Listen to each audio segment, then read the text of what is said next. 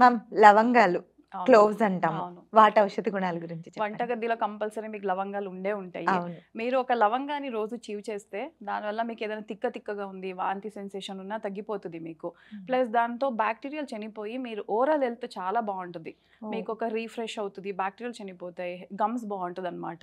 వినుంటారు మీరు పళ్ళు నొప్పి వచ్చినప్పుడు అవును. మీకు లవంగాల ఆయిల్ దాని మీద పెట్టండి తగ్గిపోతది అనేసి. హ్మ్. సో, ఆ ఆయిల్ కూడా మీరు పెయిన్ ఉన్న చోట ఎక్కడ పళ్ళు పెయిన్ వస్తుంది అక్కడ అప్లై చేస్తే మీకు ఆ పెయిన్ కూడా అయితే తగ్గిపోతది. లవంగాన్ని కూడా పంటి దగ్గర పెట్టుకో గట్టిగా అలా అదిమి పెట్టి ఉంచుకోమని గూడా చెప్తారు అవును. అవును. నొప్పొస్తున్నప్పుడు. అవును. డెఫినిట్‌గా అవును. పెయిన్ తగ్గుతది. ఓరల్ హెల్త్ చాలా బాగా అవుతది మీకు. కానీ వేడంటారు కదా మ్యామ్! మీరే 10 అలాగేం చేయరు కాబట్టి జస్ట్ హ్మ్. ఒకటి ఈస్ నో ప్రాబ్లమ్. రోజు ఒక్కటి తినొచ్చు. అంటే మీకు ఎలాగో వంటల్లో మనం వాడతాము.